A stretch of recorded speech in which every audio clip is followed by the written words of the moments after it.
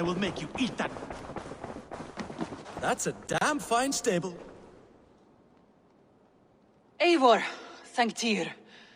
I heard shouting. Is something wrong? Holger robbed me, and I demand he be punished. Raw disappointed word. Does the deer rub the stream when she takes a drink? Does a cow rub a field when he crops on sweet grass? Eivor, this matter requires sensitive judgment. Will you?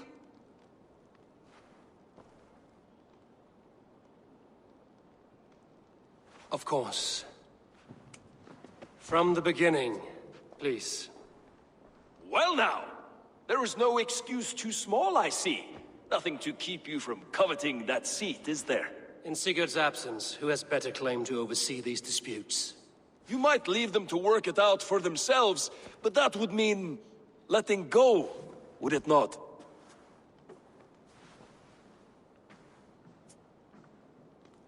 Please start again. Tell me all that has happened. I will start. I have been falsely accused by this Saxon Philistine. A filly what? Are you mocking me? Silence, please. I will hear both of your complaints and render a decision, awarding compensation if needed. Understood?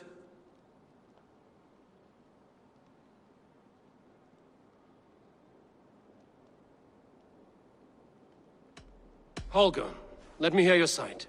Eivor, you have known me as a skald for years. You have seen how my poems bring life and joy and wisdom to our people. And you know that my work requires a certain, let us say, freedom. To make use of rare resources to compose my verses. Often when lacking the proper tools, I have made use of novel items. Alvis's walking stick, Tovi's inks. All were given gladly. You cut off my horse's tail to make a brush, you bleeding... Rowan? As I was saying, this morning in the throes of poetic reverie, I realized that my latest piece required delicate brushwork. I could have used a frayed stick, some cloth, my hands, but no. I needed something gentler, softer. To make a perfect brush, I needed the fine hairs of a well-raised horse. And so I availed myself of a local resource.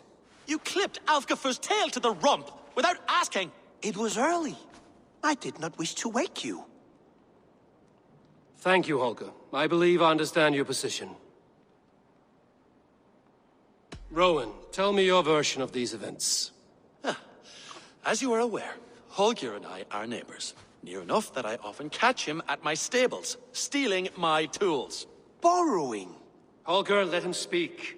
Stealing, borrowing. My point being, I have always allowed him to use whatever he pleased. I greatly admire your Norse generosity and had hoped to match it. But this morning, Holger stretched the limits of my grace. Entering my stables for their feed, I found my most beautiful, gentle mare stripped of her tail. Bereft, not a strand in sight. I am ashamed to say my natural suspicion drew me to Holger, and how right I was. For when I peered across the lane, there he was, gripping a horsetail brush slathered with indigo, dragging it across a sheet of... Painting, Rowan. I was painting. You make it sound so crude. You see? Such willful arrogance. It will take ages for Ilgafur's tail to reach its former length.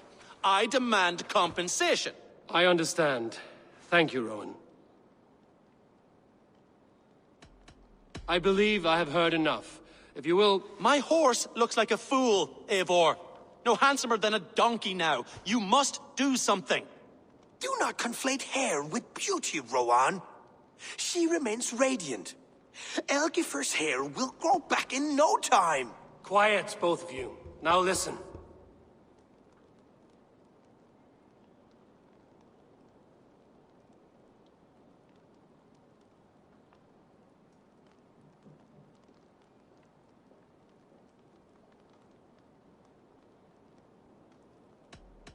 Before I give my verdict, I would like to hear...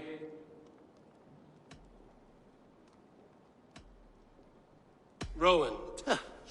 As you are aware, Borrowing. Holger, let him... stealing, borrowing, I greatly admire your entering my stables. I am ashamed to say, for when I peered across the lane...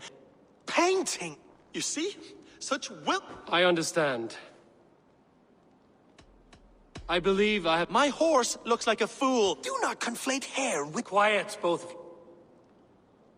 Holger, Broen is clearly in the right. You sheared the tail from his horse without gaining permission. I borrowed the tail. Borrowed! Does the reality of regrowth not make this a victimless crime? It is a two-victim crime, Holger. Though they are unharmed, you took without asking, and that will not do. As the horse's value has diminished significantly, you will pay Rowan its market price. But the horse was not for sale. Rowan, admit it.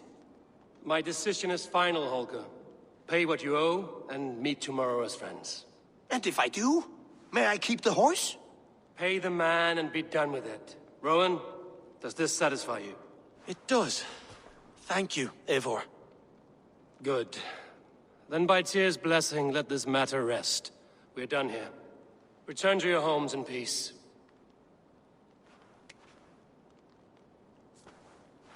That's a damn fine stable we have now. Lord, look at it. Would you allow me to pay you with a vibrant painting? After all, in some ways you helped in its creation. Absolutely not. Silver is the only color I wish to see from you.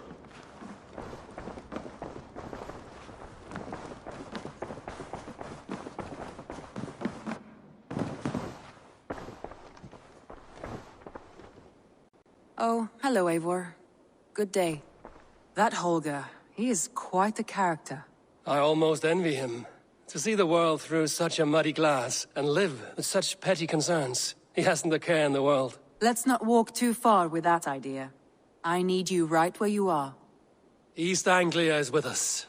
Their King Oswald has pledged his loyalty to us. Eivor Kingmaker, we shall call you soon.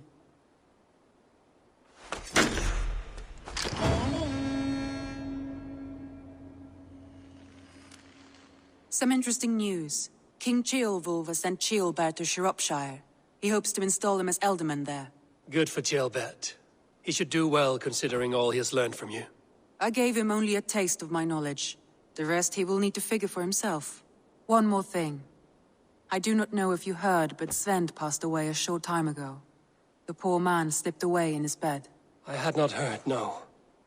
And how is Tovi? She must be gutted. It has been rough on her. She spends quite a lot of time at his burial mound. Speak with her, if you have the time.